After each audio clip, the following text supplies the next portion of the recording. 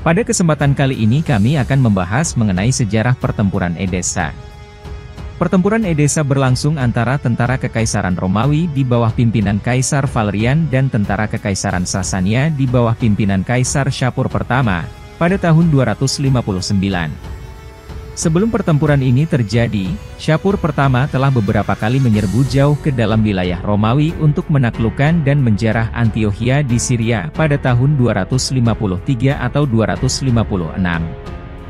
Dalam rangka menghentikan dan membalas penyerbuan tersebut, Kaisar Valerian membentuk suatu pasukan, yang di dalamnya juga termasuk pasukan pengawal Praetoria, dan bergerak ke arah timur menuju perbatasan Sasania. Ia awalnya sukses dan berhasil merebut kembali beberapa provinsi di Syria. Ia kemudian melanjutkan bergerak ke Carrhae dan Edessa, sehingga ia berjumpa dengan pasukan utama Persia di bawah pimpinan Raja Shapur pertama. Setelah serangan-serangan kecil terhadap pasukan Persia, pertempuran besar pun akhirnya berlangsung, yang berakhir dengan kekalahan pasukan Romawi. Edessa diserang beberapa kali selama berabad-abad terutama oleh tetangganya Sasanid, terutama pada tahun 503 Masehi oleh Kafad, Raja Persia, meskipun pengepungannya tidak berhasil.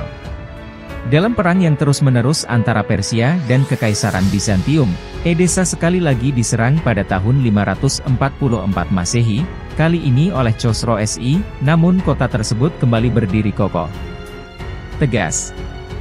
Antara tahun 638 dan 641 Masehi, ceritanya berbeda dan Edessa jatuh di bawah kendali Arab. Wilayah ini tidak akan kembali ke kekuasaan Bizantium sampai Jenderal Bizantium John Kourkouas merebutnya kembali pada tahun 944 Masehi.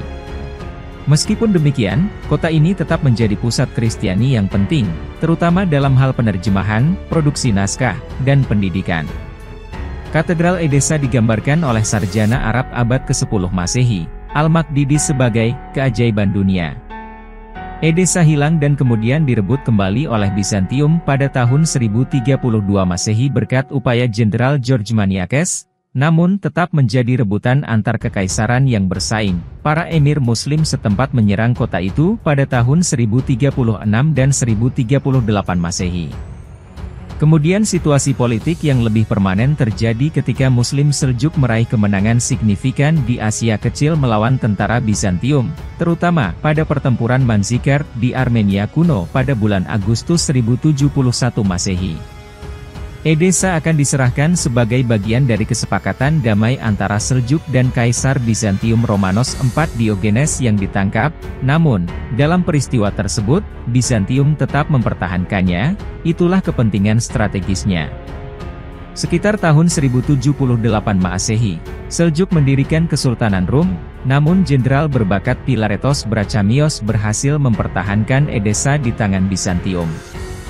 Seljuk akhirnya menaklukkan Edessa pada tahun 1078 Masehi, tetapi kemudian tentara barat dari Perang Salib pertama tiba dan merebut kembali kota tersebut pada tahun 1098 Masehi, bersama dengan Yerusalem pada tahun 1099 Masehi. Terima kasih sudah mengikuti video-video kami, jangan lupa share, like dan subscribe agar bisa selalu mengikuti update video dari kami.